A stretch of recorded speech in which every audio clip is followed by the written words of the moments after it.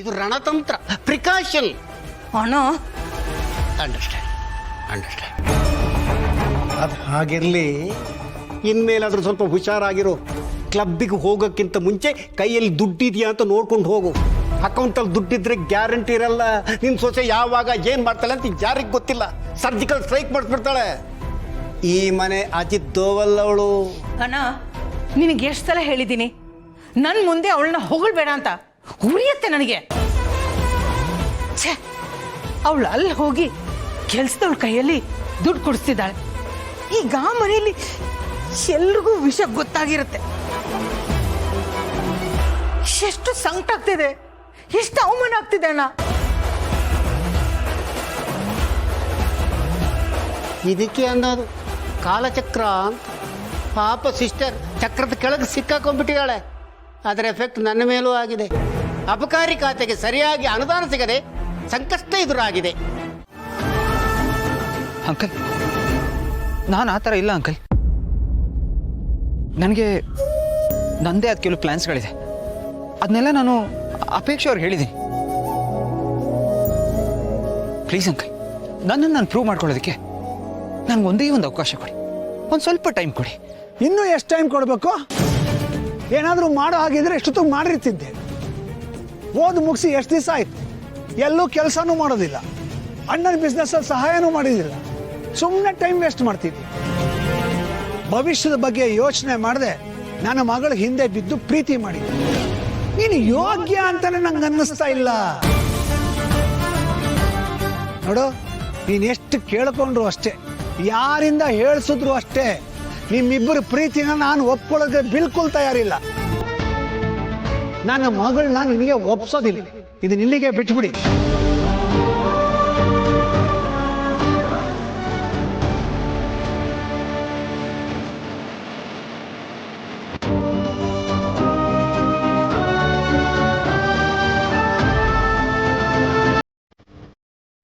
Cars ಅಂದ್ರೆ ಅಷ್ಟೊಂದು ಇಷ್ಟನೇ. ಹಾ, ಕಾರ್ ಅಂದ್ರೆ ಯಾರಿಗೆ ತಾನೇ ಇಷ್ಟ ಇರಲ್ಲ. ಅದ್ರಲ್ಲೂ ಗರ್ಲ್ಸ್ಗೆ ಕಾರ್ ಮೇಲೆ ಜಾಸ್ತಿನೇ ಲವ್ ಇರುತ್ತೆ. ಕಾರ್ಸ್ ಮೇಲೆ ಲವ್ ಇರುತ್ತೆ, ಓಕೆ, ಬಟ್ ನಿಮಗೆ ನನ್ನ ಮೇಲೆ ಆ ಲವ್ ಇಲ್ವಾ? ಇದೆ, ಬಟ್ ಕಾರ್ ಮೇಲೆ ಸ್ವಲ್ಪ ಜಾಸ್ತಿನೇ ಇದೆ. I love cars, costly cars. ಸರಿ, ಯಾವ ಕಾರ್ ತಗೋಬೇಕು ಅಂತಿದ್ದೀರಾ? ನೀವೇ ಹೇಳಿ, ನೀವು ತಾನೇ ಕೊಡ್ಸೋದು. ನಾನಾ? ಹಾ, ನೀವೇ. ನೀವು ನನ್ನ ಇಷ್ಟಪಡ್ತಾ ಇದ್ದೀರಾ, ನಾನು ನಿಮ್ಮನ್ನ ಇಷ್ಟಪಡ್ತಾ ಇದ್ದೀನಿ. ಹಾಗಿದ್ಮೇಲೆ ನಾನು ಇಷ್ಟಪಡೋ ಕಾರ್ನ ನೀವು ಕೊಡ್ಸ್ಬೋದಲ್ವಾ? ಪೆಟ್ರೋಲ್ ಹಾಕ್ಸೋಕ್ಕೆ ದುಡ್ಡಿಲ್ಲ, ಕಾಸ್ಟ್ಲಿ ಕಾರ್ ಬೇರೆ. ಯಾಕೋ ಲಾಕ್ ಆಗೋ ಥರ ಕಾಣಿಸ್ತಿದ್ಯಲ್ಲ, ಏನು ಮಾಡೋದೀಗ? ಹಲೋ, ಏನಕ್ಕೆ ಅಷ್ಟೊಂದು ಯೋಚನೆ ಮಾಡ್ತಿದ್ದೀರಾ? ನಾನು ಜಸ್ಟ್ ಕ್ಯಾಶುವಲ್ ಆಗಿ ಹೇಳಿದೆ. ಏಯ್, ಇರ್ಲಿ, ಪರವಾಗಿಲ್ಲ, ಅದರಲ್ಲೇನಿದೆ. ಹಾಗಾದ್ರೆ ನೀವು ಕಾರ್ ಗಿಫ್ಟ್ ಮಾಡಕ್ ರೆಡಿ ಇದ್ದೀರಾ? ನಂಗೆ ಗೊತ್ತು ನಿಮ್ಗೆ ಆ ಥರ ಒಂದು ಆಸೆ ಇದೆ ಅಂತ.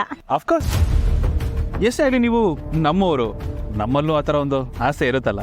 ಆಫ್ಟರ್ ಆಲ್ ಒಂದು ಕಾರ್ ತಾನೆ. ಹಾಗಾದ್ರೆ ಇವಾಗಲೇ ಬುಕ್ ಮಾಡೋಣ. ಹೇಗ ಒಂದು ಮಾಡಿ ಮುಗಿಸ್ಬಿಡೋಣ ಅಂತ ಅಡ್ಡದಾರಿ ಹಿಡಿಯೋ ಆಗಿಲ್ಲ. ಹಾಂ ಅಂಕಲ್, ಆ ಥರ ಎಲ್ಲ ಮಾಡಲ್ಲ ನಾನು. ನೀವು ಹೇಳಿದ್ದನ್ನು ಸಿನ್ಸಿಯರಾಗಿ ಮಾಡ್ತೀನಿ.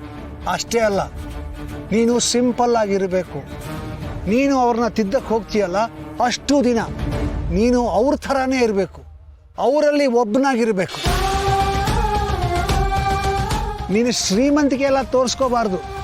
ಅವ್ರು ಏನು ತಿಂತಾರೋ ಅದನ್ನೇ ತಿನ್ನಬೇಕು, ಅವ್ರು ಎಲ್ಲಿ ಮಲಗ್ತಾರೋ ಅಲ್ಲೇ ಮಲಗಬೇಕು, ಅವ್ರು ಯಾವ ಟಾಯ್ಲೆಟ್ಟು ಬಾತ್ರೂಮ್ ಯೂಸ್ ಮಾಡ್ತಾರೋ ಅದನ್ನೇ ಯೂಸ್ ಮಾಡಬೇಕು, ಅವ್ರು ಯಾವ ನೀರು ಕುಡಿತಾರೋ ಅದನ್ನೇ ಕುಡಿಬೇಕು.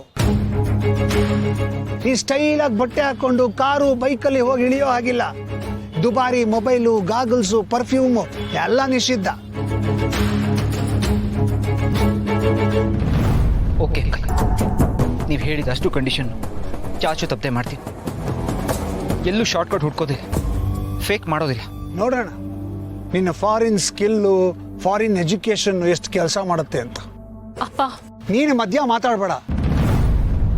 ಇದು ನನಗೂ ಅವನಿಗೂ ನಡೀತಾರೋ ಮಾತು. ನೋಡು, ನಾನು ನಿನಗೆ ಆಕಾಶಕ್ಕೆ ಏಣಿ ಹಾಕಿ ನಕ್ಷತ್ರ ಕಿತ್ಕೊಂಡು ಬಾ ಅಂತ ಹೇಳ್ತಾ ಇಲ್ಲ. ಒಬ್ಬ ಸಾಮಾನ್ಯ ಮನುಷ್ಯ ಏನು ಮಾಡ್ಬೋದು, ಏನು ಮಾಡೋಕ್ಕಾಗತ್ತೋ ಅದನ್ನೇ ಹೇಳ್ತಾ ಇದ್ದೀನಿ. ನೀನು ಅದನ್ನ ಶ್ರದ್ಧೆಯಿಂದ ಮಾಡಬೇಕು.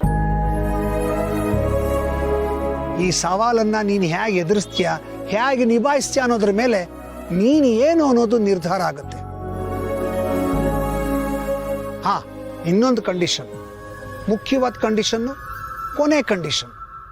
ನಾನೀಗ ನಿಂಗೆ ಹೇಳಿದ್ನಲ್ಲ ಕೆಲಸಗಳು, ಆ ಕೆಲಸಗಳನ್ನ ನೀನು 2 ವಾರದಲ್ಲಿ ಮಾಡಬೇಕು.